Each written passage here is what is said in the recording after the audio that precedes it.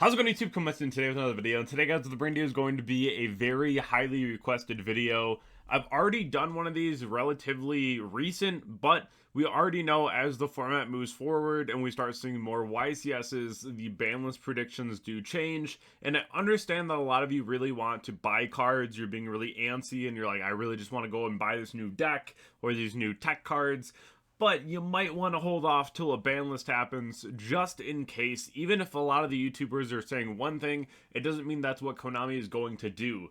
But this will be my most updated opinion on what I think could get hit on the ban list and how I view Konami would hit it, more importantly. And we'll talk about what that means a little later on in the video. If you haven't already checked out my sponsors over on RW, Cloud, Gem, Arla, Imperium, Dragonshield, or Grimoire, definitely go ahead and do so all down below in the description. Subscribe to the channel if you haven't already, and tonight on Twitter, join my Twitter, go ahead and follow it down below in the description. I'm doing a massive announcement tonight at 9 p.m. EST, so right around the corner. It's going to be really exciting, and I hope that you're all here for it because I am so ready to show you all. It's going to be so cool. But without further ado, let's hop right on into the first slide. The first one I have banned today is going to be Minstrel. Water has taken over YCSs. We're seeing it win, we're seeing it top, we're seeing it everywhere. And this is by and large one of the scariest decks to play against right now. Between Moon Glacier and Minstrel, it almost feels just unfair if you're not already just going first. And even if you are,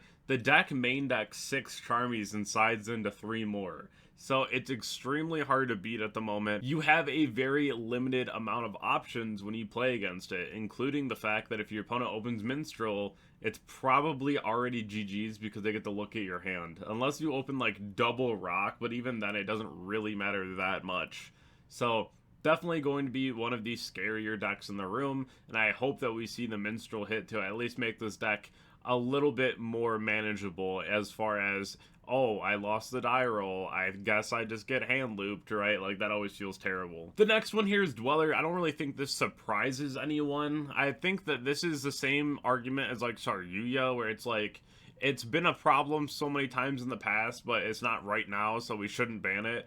But Dweller is definitely something that just keeps coming up as a lingering problem. So I do think that this is a card that we could see get the boot, just because it makes it nearly impossible to play through certain boards. Yes, it is possible, but it makes it a lot harder, and it's just one of those win buttons in the game right now where if your opponent puts up like Detonator Dweller, it's extremely hard to break because your opponent can also just like pop the Dweller. You don't have to wait for your opponent to put a card on the board if you're worried about like Imperm. So definitely very problematic, and a card that I definitely want to see go. Unfortunately, there's a lot of situations like this in the game right now where if you ban one, you literally have to ban the other. So Riw Fiendsmith has just been the best deck, and right now I think it's even leaning more toward like pure Riw, which has been really fun, honestly. There's a lot of different ways you can play it, a lot of very good spell cards, and that's always going to be my favorite variant because, you know, I always love things like the crazy striker engine for breaking a board going second, or you're just playing the Metaltronises, the Slayers, the Thrusts, the Talents. Like, you have so much room to just do whatever you want to do. So I do think that variant's a lot of fun, but that doesn't excuse the fact that Riw Fiendsmith is just so overbearing, and it can be a lot to deal with. So I've always said that it's going to be one of these two, or they're just going to straight up ban Lacrima, because that makes the engine a lot more fair. You don't have to worry about looping, you don't have to worry about Paradise. So I would like to personally see like a Lacrima ban. I think that would be fine, leave the engine as it is. But I definitely see them banning the Exciton and the Moon to make sure that we don't have like Nightmare Mermaid access. You actually have to see it, right? So that's something that is really interesting, and I could see this being the plan moving forward. Yeah, we also kind of have to address the other issue in the room right now. So definitely banning Goldsark, because I don't really think that they're going to hit Shifter. I pray they do, but I don't think they are. But I definitely think that you start doing some consistency hits. So banning Goldsark is definitely going to be one of them, just to make sure that your Malice opponent has that amount more of a chance to just open unplayable, right? Or does not open up another way to extend. So definitely a really good hit, a really smart hit that I could see moving forward. Bonfire getting limited shouldn't really surprise anyone. Everyone's expecting this because we just got 7th Tachyon, and what a better way to sell that card by limiting this one. Plus, they don't need 6 Rotas in that deck. So that's definitely going to be something that I 110% see happening. I would expect Bonfire to be at 1 after this ban list.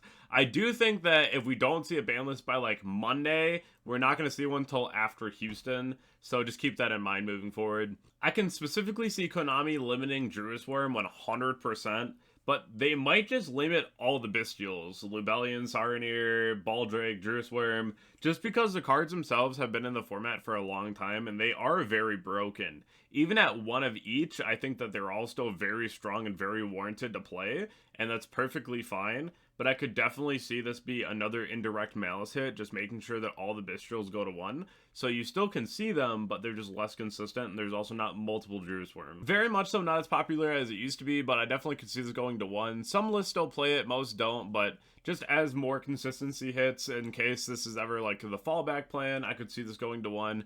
I personally always wanted to see Beginning of the End played in that deck because it banishes things for cost. You banish like 5 dark monsters. Could you imagine your opponent ripping that off the top of the deck in a grind game and it's basically soul charge?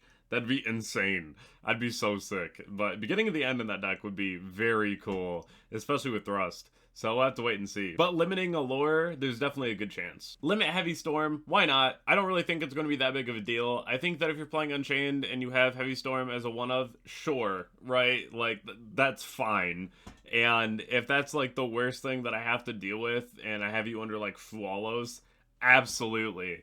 I think that having Heavy Storm is broken just because you can pop your own cards, but at the same time, I still think that Heavy Storm is a card that just should be legal. I don't think that it really changes much. We already have Lightning Storms, we have Duster, we have so many ways to just go ahead and just like go after back row and other stronger cards in this. I think that's perfectly fine. I think it's gonna be like Change of Heart where we're like, oh, cool. And then it's just in the format, right? Like, I don't think it's gonna be that big of a deal. Now, this is what I meant by how Konami hits things, right? So, I think that they're gonna do a consistency hit and put Engraver to 2. I do think that we'll probably end up seeing an Engraver reprint in, like, Stampede. So, you ban the Excite on Night and the Moon, give us only 2 Engraver, so you force people to play 2 Tracked, and then it's, like, 1 Lacrima, 1 Lurie. People still play it, you'll still find it, you'll still be able to, like, use the engine, right?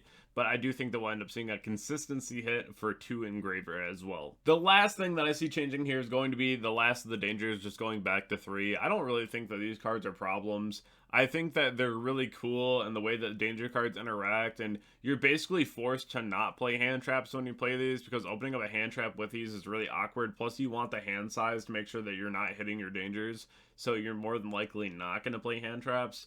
So it's definitely a very interesting approach to the game, and I would love to see all of them back at 3. I also don't really think that they're doing much just at 3 anyway. Maybe in the future, but I think that it's fine for now. If you haven't already joined my Twitch, Twitter, Discord, Instagram, or subscribed to the channel, definitely go ahead and do so all down below in the description. Watch out for the update up at 9 p.m. on Twitter EST, and I'll catch you on the next video. Thank you.